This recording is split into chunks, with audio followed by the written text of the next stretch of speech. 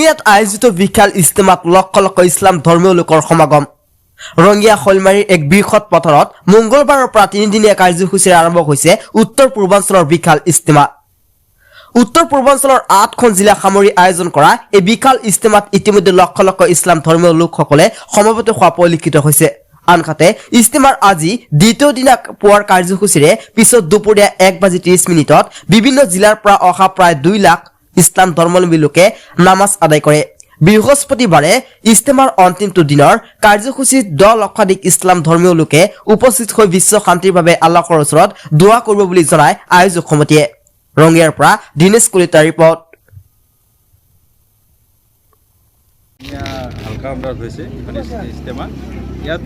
আজিলৈকে এতিয়া বৰ্তমান আপোনালোকে দেখিছে প্ৰায় 2 লাখমান মানুহ জমা হৈছে আৰু অহাকালিলৈকে প্ৰায় 4-5 লাখ মানুহ জমা হ'ব ইয়াৰ এটা উদ্দেশ্য এটাই এই ইস্তেমা পাতাটো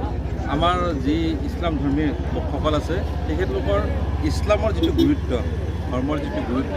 ধৰ্মৰ যিবিলাক নীতি নিয়ম সেইবিলাক যাতে আমাৰ ইয়াতে ডাঙৰ ডাঙৰ বুজুৰ্গবিলাক আহে সেইবিলাক তেখেতলোকে এইবিলাক বুজাই দিয়ে যে আমাৰ ধৰ্মটো এনেকৈ চলিব লাগে লগতে এইটো কথা আমাৰ কোৱা হয় যে আমি ভাৰত দেশত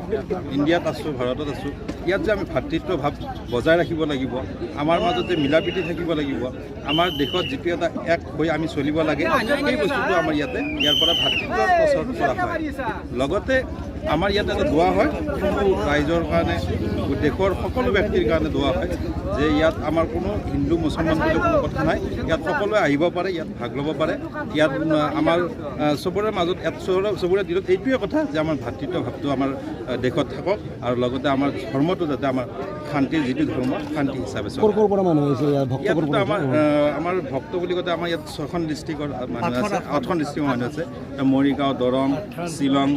গুৱাহাটী আমাৰ কামৰূপৰে ৰঙিয়া আমাৰ বাক্সা এনেকৈ আমাৰ দক্ষিণ কামৰূপ এনে গোটেইখিনি আমাৰ ইয়াত জমা হ'ব জমা হৈ আমাৰ সেই এটা যিটো ইছলামৰ যিটো নীতি নিয়ম যিখিনি আমাৰ ইছলামৰ প্ৰয়োজন বস্তু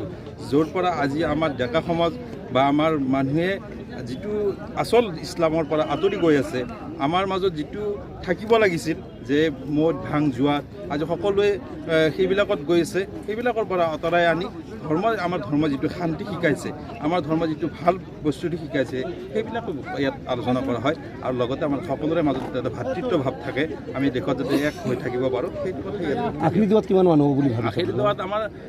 মিনিমাম 4-5 লাখ হৈ যাব পাৰে 10 লাখো হৈ যাব পাৰে একো ঠিক নাই এইটো কোনো ক'ব নোৱাৰে থেংক ইউ